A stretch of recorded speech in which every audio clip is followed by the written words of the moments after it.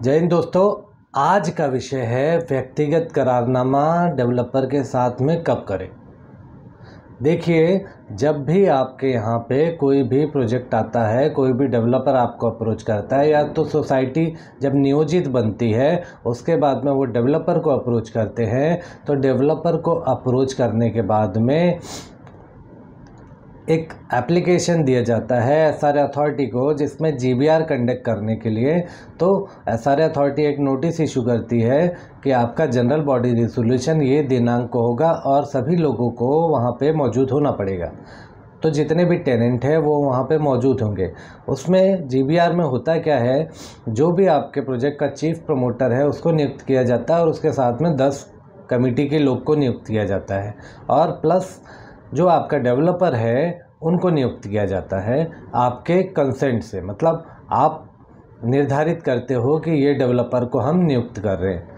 आपका जब जीबीआर हो गया, देखिए जीबीआर में क्या होता है, समोसा जलेबी की पार्टी भी होती है या तो आपको बफे सिस्टम होगा, खाना पीना खिलाया जाएगा बड़े अच्छे ढंग से, ठीक है।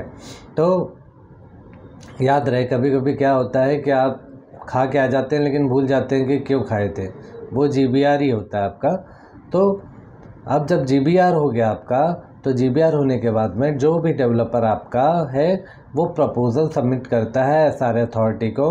एसआर अथॉरिटी जब उनका प्रपोज़ल एक्सेप्ट करती है तो वो सक्षम प्राधिकारी को एनेक्चर के लिए भेज देते हैं। सक्षम प्राधिकारी आपके एरिया में नोटिस लगाते हैं कि हम ये दिन में सर्वे और बायोमेट्रिक करेंगे, उस दौरान आपको मौजूद रहना है और अपने कंसर्न पेपर लेके चलते तैयार रहना है।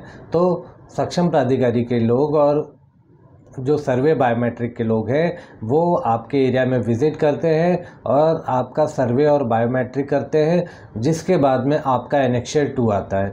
एनेक्चर 2 में आपको जो डॉक्यूमेंट्स आपका सबमिशन होता है उसके बेस पे आपकी पात्रता होती है। जब आपकी पात्रता हो जाती है उसके बाद में आपको कंसेंट एग्रीमेंट या तो व्यक्तिगत करारनामा देना है। इससे पहले आपको डेवलपर को कोई भी कंसेंट एग्रीमेंट, कोई भी व्यक्तिगत करारनामा नहीं देना है। रीज़न क्या है कि देखिए, डेवलपर आपको जीबीआर से पहले बहुत कुछ कहता है और जीबीआर के बाद में सब कुछ मुकर जाता है, ठीक है।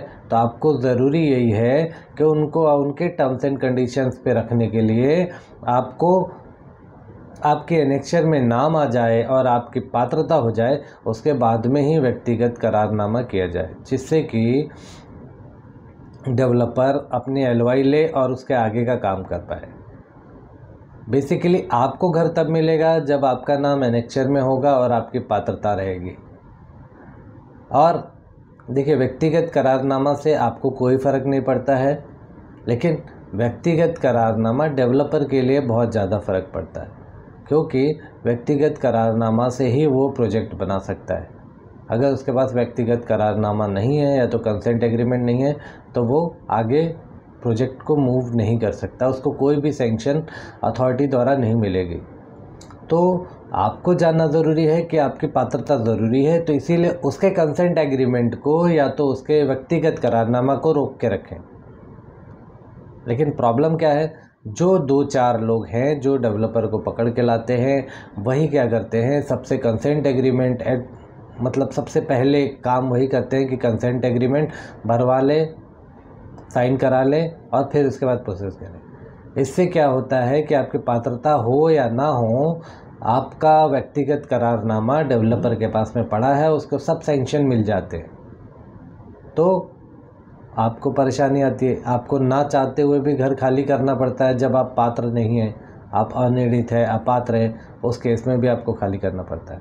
तो इसमें सोसाइटी की बहुत बड़ी जिम्मेदारी है, जिसको हमने नियुक्त किया है कि आप हमारे प्रोजेक्ट की रूपरेखा बनाएं और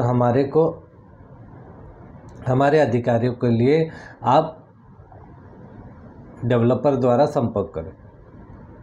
लेकिन होता नहीं है, कोई भी सोसाइटी नहीं करती है।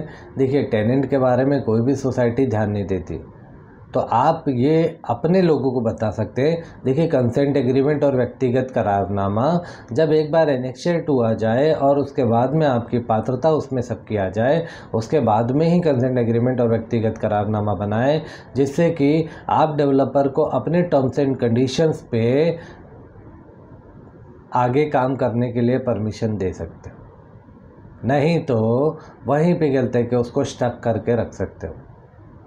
अब ये आपके हाथों में। लेकिन आप क्या करते हो, फर्स्ट डे GBR हुआ नहीं उससे पहले ही कंसेंट एग्रीमेंट, 100 रुपये के स्टैम्प पेपर पे एग्रीमेंट, व्यक्तिगत करारनामा, ऐसे क्या क्या डॉक्यूमेंट साइन कर देते हैं जो आपको मालूम ही नहीं होता है। ऐसा भी हो सकता है आप अपना घर बेच रहे हो कहते डेवलपर को, ये भी साइन कर रहे हैं लेकिन आँख बंद करके साइन कर रहे हैं। सर आपको आँख खोलना पड़ेगा, क्योंकि जो भी कंसेंट एग्रीमेंट है और व्यक्तिगत करारनामा आपके लिए महत्वपूर्ण नहीं है लेकिन डेवलपर के लिए बहुत ही ज़्यादा महत्वपूर्ण है। वो कोई भी काम नहीं कर सकता जब तक उसके पास में कंसेंट एग्रीमेंट और व्यक्तिगत करारनामा नहीं होगा, और वह तभी दे जब आपका एनेक्शर 2 आ जाए आपके एरिया का और आपकी पात्रता हो जाए तब। उससे पहले उसको कोई भी व्यक्तिगत करारनामा ना दे। इससे क्या होगा, आपके हाथ सेफ रहेंगे और आप डेवलपर से जो भी गलते आपके टर्म्स एंड कंडीशंस है उसको फुलफिल करा पाएंगे। तो आपने जान लिया व्यक्तिगत करारनामा का कितना महत्व है। तो आपको ज़रूरी है कि अर्ली स्टेज पे कहते व्यक्तिगत करारनामा या कंसेंट एग्रीमेंट ना दे कोई भी डेवलपर को। देखिए GBR हो जाने दें, बायोमेट्रिक सर्वे हो जाने दें, एनेक्शर 2 आ जाने दें, उसमें आपकी पात्रता निर्धारित हो जाने दें।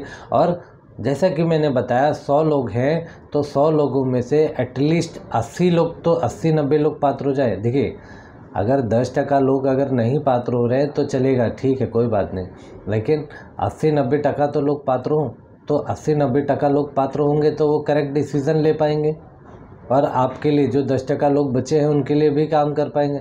लेकिन अगर सिर्फ 10% लोग ही पात्र हो रहे हैं और 90% लोग कहते हैं अनिर्णित पड़े हैं या पात्र पड़े हैं, तो क्या डिसीज़न होगा आपको खुद भी मालूम है। जो भी डिसीज़न लिया जाएगा वो गलत होगा और वो सिर्फ अपने फ़ायदे के लिए लेंगे, इस वजह से आपको नुकसान होगा। और क्या होगा कि जो भी व्यक्तिगत करारनामा बनाएंगे उससे क्या होगा कि डेवलपर के पास में 100% कंसेंट पड़ा रहता है, जिससे उसको कोई प्रॉब्लम ही नहीं है, वो अपने प्रोजेक्ट को आगे मूव कर देता है। तो व्यक्तिगत करारनामा साइन करते हुए ध्यान दें, एनेक्शर 2 आ जाए, पात्रता हो जाए, उसके बाद में करिए ना, क्या जल्दी है।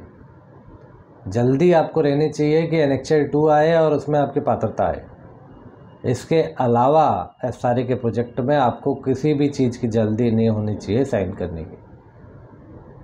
सिर्फ आपको ध्यान देना है कि आपका एनेक्शर 2 में नाम आ जाए, आपका पात्रता हो जाए। तो व्यक्तिगत करारनामा सोच समझ के करें। एनेक्शर 2 आ जाने के बाद में, आपकी पात्रता आ जाने के बाद में व्यक्तिगत करारनामा करें, कंसेंट एग्रीमेंट करें, जिससे कि आप डेवलपर से, जो भी डेवलपर आपको आश्वासन दे रहा है, प्रलोभन दे रहा है, उसको आप पूर्ण करा सकें। इसके लिए उसको कंसेंट एग्रीमेंट ना दे जब तक आपके आश्वासन और आपको दिया हुआ प्रलोभन वो पूरा करता हुआ दिख नहीं रहा है।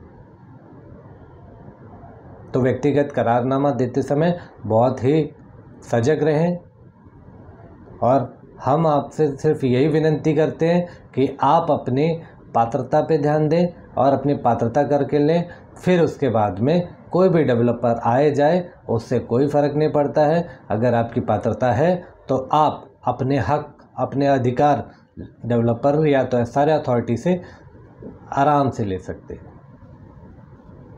तो आज आपने जान लिया व्यक्तिगत करारनामा के लिए।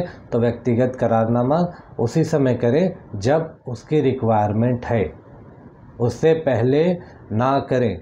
अगर कोई कहता है कि आपको पहले दिन ही कहते कि आपका प्रपोज़ल डालने के लिए व्यक्तिगत करारनामा चाहिए, तो इसकी ज़रूरत नहीं। ठीक है, आपने आज जाना व्यक्तिगत करारनामा के लिए। ऐसे ही हमारे मुहिम के साथ में जुड़े रहें, हम आपको हर एक विषय पर अवगत कराते रहेंगे। आप कोशिश करें कि हर एक व्यक्ति को ये वीडियो शेयर कर पाएँ और आपका कोई भी प्रश्न है वो आप हमें कमेंट द्वारा पूछ सकते हैं। और हमारे साथ ऐसे ही जुड़े रहिए, प्यार देते रहिए। जय हिंद, जय भारत।